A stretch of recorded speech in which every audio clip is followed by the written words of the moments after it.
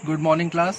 कल के video explanation में हम लोगों ने ऑक्सीडेशन और रिडक्शन के कॉन्सेप्ट्स को पढ़ा था, जिसमें हमने एग्जाम्पल के थ्रू भी कैसे ऑक्सीडेशन होता है, कब हमारा रिडक्शन होता है, क्या हमारा ऑक्सीडाइजिंग एजेंट होता है, क्या हमारा रिड्यूसिंग एजेंट होता है, इनके बारे में पढ़ा था। यानी कि कल हमने ऑक्सीकरण तथा अपचयन के बारे में तथा ऑक्सीकारक एवं अपचायक के बारे में उदाहरण सहित समझा था। आज का जो हमारा फर्स्ट टॉपिक है वो है डिफरेंस बिटवीन ऑक्सीडेंट्स एंड रिडक्टेंट्स। यानी कि हमारे जो ऑक्सीकारक होते हैं और जो अपचायक होते हैं, इनमें कुछ अंतर यहाँ पर हमें पढ़ने हैं। जैसे सबसे पहला पॉइंट है, oxidants oxidise other substance and themselves get reduced. जो ऑक्सीकारक होते हैं, जो ऑक्सीडेंट्स होते हैं हमारे, वे दूसरे सब्सटेंस को क्या करते हैं, ऑक्सीडाइज कर देते हैं और खुद क्या हो जाते हैं, रिड्यूस हो जाते हैं। जबकि रिड्यूसिंग एजेंट क्या होते हैं, reductants reduce other substance and themselves are oxidized. Reductants की आइडेंटिटी ये होती है कि ये खुद क्या हो जाते हैं, खुद ऑक्सीडाइज होकर दूसरे सब्सटेंस को रिड्यूस करने में हेल्प करते हैं। Second point, in redox reactions, जो रिडॉक्स रिएक्शंस होती हैं, oxidant accept electron and their oxidation number decreases. अब जो ऑक्सीडेशन होता है वो होता कैसे, ऑक्सीडाइज करने के लिए हमें किसी भी एटम या किसी भी मॉलिक्यूल को ऑक्सीडाइज करने के लिए हमें क्या करना पड़ेगा, उसमें इलेक्ट्रॉन कम करने पड़ेंगे, उसमें से इलेक्ट्रॉन निकालने पड़ेंगे और खुद में जोड़ने पड़ेंगे। तो ऑक्सीडेंट जो होते हैं वो क्या करते हैं, इलेक्ट्रॉन एक्सेप्ट करते हैं और जिसकी वजह से उनका ऑक्सीडेशन नंबर कम हो जाता है, डिक्रीज हो जाता है। जबकि रिडॉक्स रिएक्शन में जो रिडक्टेंट होते हैं वो क्या करते हैं, वो दूसरों को, दूसरे एटम्स और मॉलिक्यूल्स को इलेक्ट्रॉन देते हैं और इस तरह से उन्हें रिड्यूस करने का काम करते हैं और जिस वजह से इनका खुद का ऑक्सीडेशन नंबर इंक्रीज हो जाता है। ये इनकी आइडेंटिटी होती है। Then third point, in a pair of oxidant reductant oxidant has higher oxidation number. भाई जो ऑक्सीडेंट होंगे, जो ऑक्सीकारक होंगे, उनका ऑक्सीडेशन नंबर क्या होता है, ज़्यादा होता है, और जो रिडक्टेंट होते हैं हमारे, रिडक्टेंट का ऑक्सीडेशन नंबर कम होता है। यानी कि आपको जब ऑक्सीडेशन नंबर निकालना सिखा दिया जाएगा, जो कि हम आगे के कॉन्सेप्ट्स में पढ़ेंगे, तो आपके लिए ईजी हो जाएगा ऑक्सीडेंट और रिडक्टेंट्स को पहचानना। यानी ऑक्सीकारक और अपचायक को पहचानना आपके लिए आसान हो जाएगा, क्योंकि जिसकी ऑक्सीकरण संख्या कम होगी वो आपका क्या होगा, ऑक्सीडेंट होगा, ऑक्सीकारक होगा, और जिसकी ऑक्सीडेशन नंबर जो है ज़्यादा होगा, ऑक्सीकरण संख्या ज़्यादा होगी, वो आपका क्या होगा, अपचायक होगा, रिडक्टेंट होगा। Fourth point, oxidising power of a substance depends upon its capacity to accept electron and that is why highly electronegative substance are strong oxidant. बहुत अच्छा पॉइंट है। कह रहे हैं कि ऑक्सीडाइजिंग की जो पावर है, जो ऑक्सीकारक है, उसकी जो क्षमता है, वो किस बात पर डिपेंड करेगी, वो इस बात पर डिपेंड करेगी कि कितने ज़्यादा इलेक्ट्रॉन वो ले सकता है, कितने ज़्यादा इलेक्ट्रॉन वो एक्सेप्ट कर सकता है और कितने ईजिली, कितनी आसानी से वो इलेक्ट्रॉन ले सकता है। और हमें पता है इलेक्ट्रॉन लेने की क्षमता जो होती है वो होती है हमारे इलेक्ट्रोनेगेटिव सब्सटेंस में, यानी कि विद्युत ऋणात्मक जो पदार्थ होते हैं, जैसे क्लोरीन है, ब्रोमीन है, ऑक्सीजन है, ये हमारे इलेक्ट्रोनेगेटिव एलिमेंट होते हैं। ये क्या करते हैं, ये इलेक्ट्रॉन आसानी से ले लेते हैं, इस वजह से ये अच्छे ऑक्सीकारक, अच्छे ऑक्सीडेंट माने जाते हैं। वहीं पर जो रिड्यूसिंग पावर होगी वो किस बात पर डिपेंड करेगी, reducing power of a substance depends upon its capacity to remove electron. ये इस बात पर डिपेंड करेगी कि जो आपका एटम या मॉलिक्यूल है वो कितनी ईजिली किसी दूसरे एटम या मॉलिक्यूल को इलेक्ट्रॉन दे दे। तो जो आपके अपचायक होंगे वो जितनी आसानी से इलेक्ट्रॉन दे देंगे, जितने ज़्यादा इलेक्ट्रॉन दे देंगे, उतनी ही ज़्यादा उनकी रिड्यूसिंग पावर होगी, उतना ही ज़्यादा उनका अपचयन का गुण होगा। तो ये 4 पॉइंट्स थे जो बेसिक डिफरेंस है हमारे ऑक्सीडेंट्स और रिडक्टेंट्स के बीच में। एक बार इनको हिंदी में देख लेते हैं। ऑक्सीकारक एवं अपचायक। ऑक्सीकारक क्या होते हैं, वे पदार्थ जो दूसरों को ऑक्सीकृत करते हैं अथवा स्वयं अपचयित हो जाते हैं। क्या करेंगे, दूसरों को ऑक्सीकृत करके खुद अपचयित हो जाएंगे, वे कहलाएंगे हमारे ऑक्सीकारक। वहीं पर अपचायक क्या होंगे, वे पदार्थ जो दूसरों को अपचयित करते हैं तथा स्वयं ऑक्सीकृत हो जाते हैं, वे कहलाएंगे हमारे अपचायक। देन सेकेंड पॉइंट आता है कि ये खुद किसी को ऑक्सीडाइज करते कैसे ऑक्सीकृत करते हैं। तो कह रहा है जो ऑक्सीकारक पदार्थ होते हैं वे रिडॉक्स अभिक्रिया में खुद इलेक्ट्रॉन ग्रहण करते हैं, जिससे इनकी ऑक्सीकरण संख्या घट जाती है। तो ये क्या करेंगे, किसी भी परमाणु या अणु में से इलेक्ट्रॉन ग्रहण करके उस अणु या परमाणु के इलेक्ट्रॉनों की संख्या कम कर देंगे, जिसकी वजह से वो जो आपका परमाणु होगा या जो अणु होगा वो ऑक्सीकृत हो जाएगा और ये खुद क्या हो जाएंगे, ये खुद अपचयित हो जाएंगे यानी कि रिड्यूस हो जाएंगे। वहीं पर अपचायक क्या होता है, अपचायक पदार्थ रिडॉक्स अभिक्रिया में इलेक्ट्रॉनों का त्याग करता है। ये क्या करता है, जो अपचायक होगा वो दूसरे अणु या परमाणुओं को इलेक्ट्रॉन दे देता है, जिसकी वजह से जो दूसरे अणु या परमाणु हैं वो अपचयित हो जाते हैं और वहीं पर अपचायक खुद क्या हो जाता है, ऑक्सीकृत हो जाता है और इस वजह से उसकी ऑक्सीकरण संख्या क्या हो जाती है, बढ़ जाती है। थर्ड पॉइंट है, एक संगत ऑक्सीकारक अपचायक युग में ऑक्सीकारक की ऑक्सीकरण संख्या सदैव अधिक होती है। मीन्स जब सेम रिएक्शन में एक ही अभिक्रिया में आपके ऑक्सीकारक भी उपस्थित हो और अपचायक भी उपस्थित हो तो उसमें जो ऑक्सीकारक होंगे उनकी जो ऑक्सीकरण संख्या है वो क्या हो जाएगी, ज़्यादा हो जाएगी और एक संगत ऑक्सीकारक अपचायक युग्म में अपचायक की ऑक्सीकरण संख्या क्या हो जाती है, कम हो जाती है।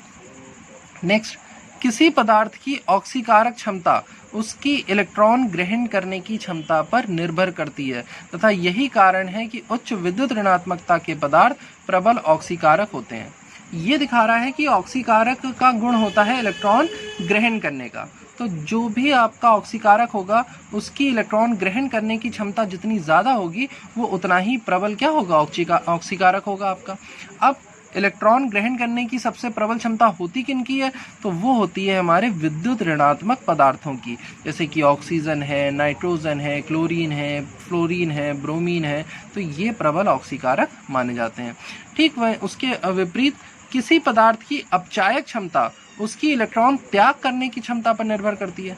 एक प्रबल अपचायक वह अपचायक होता है जिसमें सबसे ज़्यादा इलेक्ट्रॉन और आसानी से इलेक्ट्रॉन त्याग करने की क्षमता हो, वही हमारा क्या माना जाएगा, प्रबल अपचायक। और ये क्षमता पाई किस में जाती है, जो आपके विद्युत धनात्मक समूह होते हैं, जैसे कि सोडियम, पोटेशियम, बेरिलियम, ये जो आपके धातु होती हैं ये क्या होती हैं, विद्युत धनात्मक होती हैं। तो ये थे हमारे ऑक्सीकारक एवं अपचायक। अब जो हमारा नेक्स्ट टॉपिक है उसमें सबसे पहले हमें पढ़ने हैं कुछ ऑक्सीकारक और उनके द्वारा दी जाने वाली कुछ प्रमुख अभिक्रियाएं, यानी कि ऑक्सीडेंट्स के बारे में पढ़ना है और कुछ इंपॉर्टेंट केमिकल रिएक्शंस पढ़नी है जो हमारे ऑक्सीडेंट्स जो हैं देते हैं। सबसे पहले तो कह रहे हैं जो उच्च विद्युत ऋणात्मक तत्वों से बने अणु होते हैं, जैसे O2 है, O3 है, F2 है, ये प्रबलतम ऑक्सीकारक होते हैं तथा जो अन्य हैलोजन है, हैलोजन आपके 4 हैं, फ्लोरीन, क्लोरीन, ब्रोमीन, आयोडीन, ये भी आपके प्रबलतम ऑक्सीकारक माने जाते हैं। यानी कि सबसे स्ट्रॉन्ग ऑक्सीडाइजिंग एजेंट कौन होता है, ऑक्सीजन, तो हमें पता ही है किसी भी चीज़ को ऑक्सीडाइज करता है, ओजोन, फ्लोरीन और जितने भी आपके हैलोजन होते हैं। सेकेंड, वे पदार्थ जिनमें कोई परमाणु उच्च ऑक्सीकरण अवस्था में है, जैसे कि कोई आपका मॉलिक्यूल दिया हो उसमें कोई एक एटम जिसकी ऑक्सीडेशन स्टेट जो है, ऑक्सीकरण संख्या जो है वो हाई होती है, तो वो भी हमारे प्रबल ऑक्सीकारक माने जाते हैं। जैसे KMnO4, पोटेशियम परमैंगनेट में मैग्नीज की जो ऑक्सीडेशन नंबर होती है वो 7 होती है। NaNO3, sodium nitrate, KClO3, potassium chlorate, FeCl3, HgCl2, H2SO4, HNO3, K2Cr2O4, K2Cr2O7, KiO3, ये सारे हमारे क्या हैं, प्रबल ऑक्सीकारक हैं जिनकी आपको क्रियाविधियाँ पढ़नी है। थर्ड, धातु व अधातु ऑक्साइड, जो धात्विक ऑक्साइड होते हैं या जो अधात्विक ऑक्साइड यानी कि मेटल और नॉन मेटल के जो ऑक्साइड होते हैं वे भी हमारे प्रबल ऑक्सीकारक माने जाते हैं, स्ट्रॉन्ग ऑक्सीडाइजिंग एजेंट माने जाते हैं। जैसे MgO है, CO है, CrO3 है, CO2, SO3, ये भी क्या होते हैं, अच्छे ऑक्सीकारक माने जाते हैं। तो सबसे पहला हमारा ऑक्सीकारक है potassium permanganate, first oxidising agent है KMnO4 और पोटेशियम परमैंगनेट। लेकिन ये कब एक अच्छे ऑक्सीकारक के रूप में काम करता है, कह रहे हैं अम्लीय माध्यम में, एसिडिक मीडियम में जो KMnO4 होता है ये एक स्ट्रॉन्ग ऑक्सीडाइजिंग एजेंट के फॉर्म में वर्क करता है। देखिए कैसे कुछ रिएक्शंस पढ़ते हैं इसकी। यहाँ पर KMnO4 जो है एसिडिक मीडियम में जो KMnO4 है वो फेरस सल्फेट को फेरिक सल्फेट में कन्वर्ट कर देता है। ये देखिए FeSO4 ये फेरस सल्फेट होता है और ये कन्वर्ट कर देता है Fe2SO4 के होल थ्राइस में। यहाँ पर Fe की जो वैलेंसी होती है वो 2 होती है और Fe2SO4 होल थ्राइस में वैलेंसी 3 हो जाती है। संयोजकता यहाँ पर 2 होगी, यहाँ पर 3। तो जब संयोजकता 2 होगी तो उसे फेरस कहते हैं और जब संयोजकता 3 होती है तो आयरन को फेरिक नाम से जाना जाता है। तो आपका जो KMnO4 है वो अम्लीय माध्यम में, एसिडिक मीडियम में। अब मीडियम एसिडिक बनाने के लिए यहाँ देखिए हमने क्या यूज़ करा हुआ है, एक एसिड यूज़ करा हुआ है H2SO4। तो KMnO4 H2SO4 की प्रेजेंस में फेरस सल्फेट को फेरिक सल्फेट में कन्वर्ट कर देता है। रिएक्शन क्या होती है, KMnO4 react with FeSO4 and H2SO4 gives MnSO4, K2SO4, Fe2SO4 whole thrice and H2O। Then उसके बाद ये जो 2, 10, 8 देख रहे हैं ये आपने बैलेंसिंग सीखी होगी, यानी कि संतुलित करना सीखा होगा आपने अभिक्रिया को, तो उनको संतुलन के बाद इसमें परिवर्तित कर दिया गया है। सेकंड है अम्लीय माध्यम में KMnO4 द्वारा Ki का I2 में ऑक्सीकरण। जो एसिडिक मीडियम में KMnO4 अब क्या कर रहा है, जो आपका पोटेशियम आयोडाइड है उसको किस में कन्वर्ट कर रहा है, आयोडीन में कन्वर्ट कर देता है। तो सेम रिएक्शन KMnO4 रिएक्ट करता है पोटेशियम आयोडाइड से, Ki से, H2SO4 की प्रेजेंस में। तो यहाँ पर बनता क्या है, MnSO4 बनेगा, K2SO4 बनेगा और आयोडीन और वाटर जो है वो बन जाएंगे। नेक्स्ट है अम्लीय माध्यम में KMnO4 द्वारा H2S का S में ऑक्सीकरण, यानी कि एसिडिक मीडियम में KMnO4 की, तो यहाँ पर जो KMnO4 है वो H2S को S में क्या कर रहा है, कन्वर्ट कर रहा है। कैसे पता चले, तो देखिए हाइड्रोजन सल्फाइड में हाइड्रोजन प्रेजेंट है जबकि सल्फर में हाइड्रोजन प्रेजेंट नहीं है। तो इस कंडीशन में यानी कि यहाँ पर क्या हो रहा है कि जो H2S है वो S में ऑक्सीडाइज हो गया, उसका ऑक्सीकरण हो गया। रिएक्शन क्या हुई, KMnO4 ने H2S से रिएक्शन करी, किसकी प्रेजेंस में, H2SO4 की प्रेजेंस में। यहाँ पर H2SO4 क्यों प्रेजेंट है, क्योंकि हमें मीडियम कैसा चाहिए, एसिडिक, माध्यम कैसा चाहिए, अम्लीय।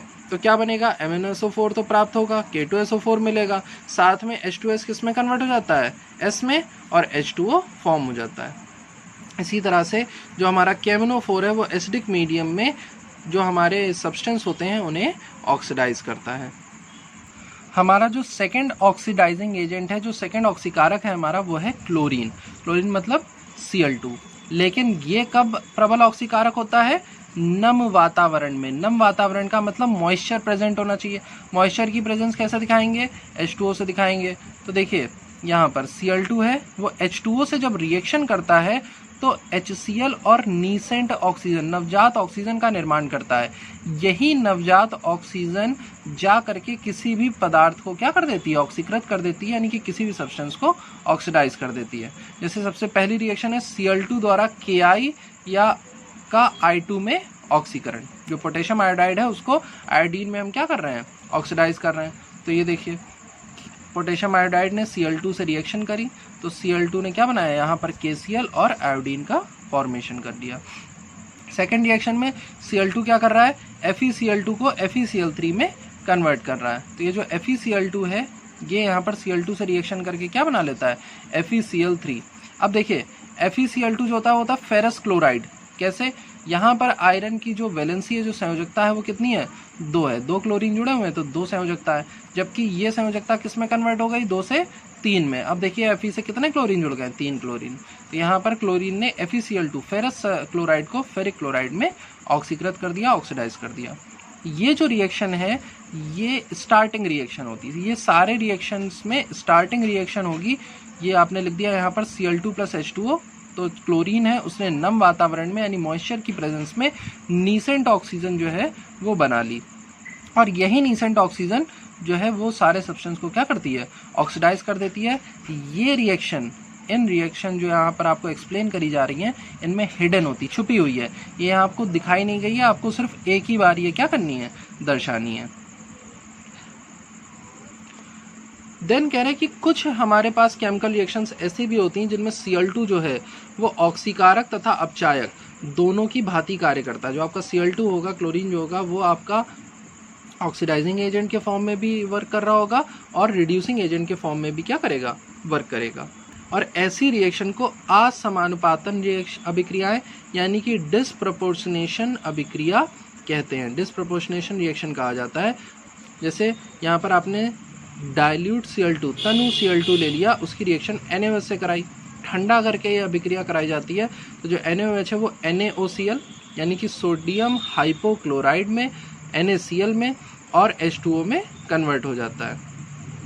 वहीं पर दूसरी रिएक्शन होती है कि अब आपको 6 मोल NaOH लेना है, लेकिन Cl2 कैसा लेना है, सांद्र Cl2 लेना है, आपको कंसनट्रेट क्लोरीन लेना है।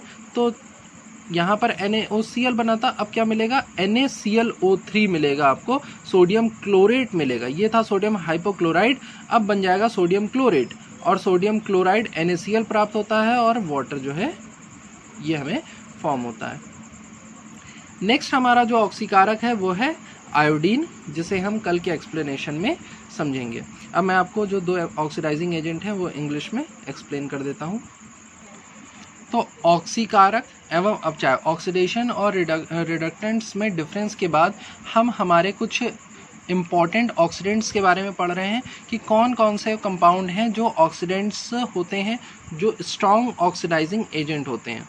तो सबसे पहले कह रहा है कि molecules consisting of highly electronegative elements, ऐसे मॉलिक्यूल जिनमें हाईली इलेक्ट्रोनेगेटिव एलिमेंट प्रेजेंट हों, जैसे O2 oxygen, O3 ozone, F2 fluorine, और जितने भी आपके हैलोजन होते हैं ये सारे क्या होते हैं, इलेक्ट्रोनेगेटिव एलिमेंट माने जाते हैं, ये आपके स्ट्रॉन्ग ऑक्सीडाइजिंग एजेंट होते हैं। सेकंड, ऐसे molecules, the molecules in which an atom show high oxidation state, एक कोई मॉलिक्यूल होगा जिसमें कोई एक atom high oxidation state show करेगा, तो ऐसे सारे मॉलिक्यूल्स स्ट्रॉन्ग ऑक्सीडाइजिंग एजेंट माने जाते हैं। जैसे KMnO4, NaNO3 sodium nitrate, potassium chlorate, FeCl3, HgCl2, H2SO4, HNO3, K2CrO4, K2Cr2O7 and KiO3, ये सारे आपके स्ट्रॉन्ग ऑक्सीडाइजिंग एजेंट की तरह यूज़ होते हैं। देन थर्ड, जो आपके मेटल और नॉन मेटल के ऑक्साइड्स होते हैं वो भी क्या होते हैं, स्ट्रॉन्ग ऑक्सीडाइजिंग एजेंट होते हैं, जैसे magnesium oxide, calcium oxide, chromium oxide, carbon dioxide, sulphur trioxide, ये सारे। जिनमें हमारा सबसे पहला स्ट्रॉन्ग ऑक्सीडाइजिंग एजेंट है पोटेशियम परमैंगनेट, KMnO4। लेकिन KMnO4 जब नॉर्मल कंडीशन में, न्यूट्रल कंडीशन में होता है तो वो ऑक्सीडाइजिंग एजेंट नहीं होता है।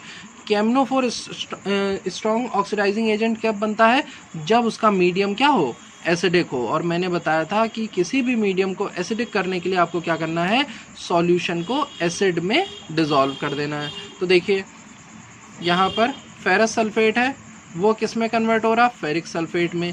फेरस सल्फेट में आयरन की वैलेंसी होती है 2, ये फेरिक सल्फेट जब बनता है तो आयरन की वैलेंसी हो जाती है 3। और ऐसा होता कब है, जब फेरस सल्फेट KMnO4 से रिएक्शन करता है, किसकी प्रेजेंस में, H2SO4 की प्रेजेंस में।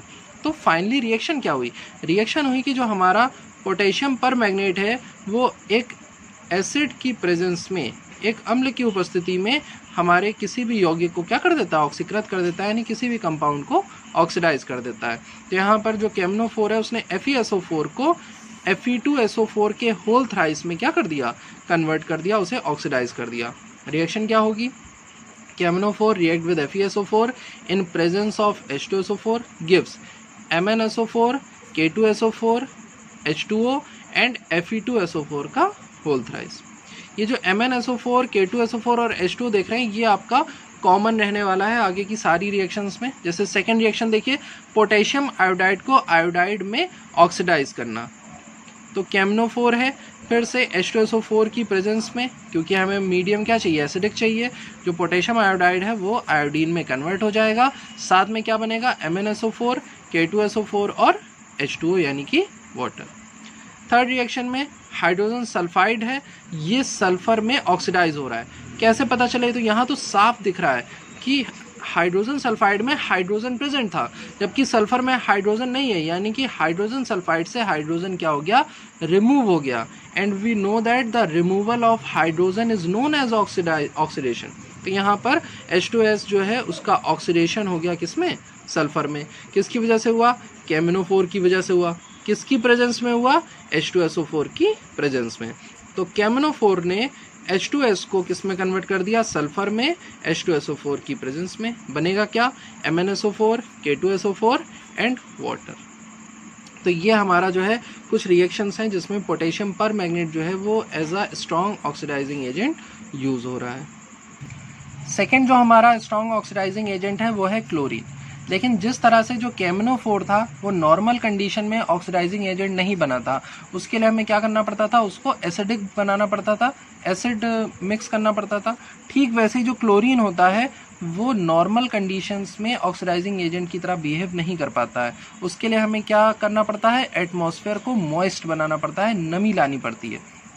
और नमी लाने के लिए हमें क्लोरीन की रिएक्शन सबसे पहले H2O से करानी पड़ती है।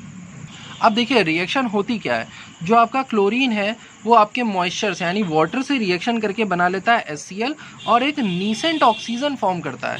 यही नीसेंट ऑक्सीजन होती है जो हर कंपाउंड को ऑक्सीडाइज करती है। जैसे आपको अगर पोटेशियम आयोडाइड को ऑक्सीडाइज करना है तो आप दिखाओगे क्या कि आपने क्लोरीन से रिएक्शन कराई, लेकिन ये जो रिएक्शन होती है ये सारी रिएक्शन में हिडन होती है, छुपी हुई होती है। एक्चुअल में जो रिएक्शन हो रही होती है वो ये और ये दोनों एक साथ होती हैं। तो होगा क्या, जो पोटेशियम आयोडाइड है वो क्लोरीन से रिएक्शन करके क्या बना लेगा, KCl बना लेगा और आयोडीन जो है वो निकल जाती है। इस तरह से जो Ki है, जो पोटेशियम आयोडाइड है, वो KCl में कन्वर्ट हो जाता है। तो इस तरह से हमारा जो क्लोरीन है वो स्ट्रॉन्ग ऑक्सीडाइजिंग एजेंट यूज़ होता है। यहाँ जैसे देखिए FeCl2 ये है फेरस क्लोराइड, ये कन्वर्ट हो जाता है फेरिक क्लोराइड में। कैसे पता चला ये फेरस है फेरिक, मैंने बताया कि जो फेरस होता है, फेरस में Fe की वैलेंसी +2 होती है, मतलब 2 होती है, और फेरिक में Fe की वैलेंसी 3 होती है। 2 आयन पाए जाते हैं, फेरस और फेरिक सेम रहता है, आयरन के ही दोनों आयन है, बस वैलेंसी का डिफरेंस होता है, एक में 2 एक में 3। तो देखिए यहाँ पर आयरन के साथ कितने क्लोरीन के एटम कनेक्टेड है, 2 क्लोरीन के एटम कनेक्टेड है। तो ये है फेरस क्लोराइड और ये किस में कन्वर्ट हो गया, फेरिक क्लोराइड में। तो यहाँ पर एक इलेक्ट्रोनेगेटिव एलिमेंट क्या हो गया, बढ़ गया ना।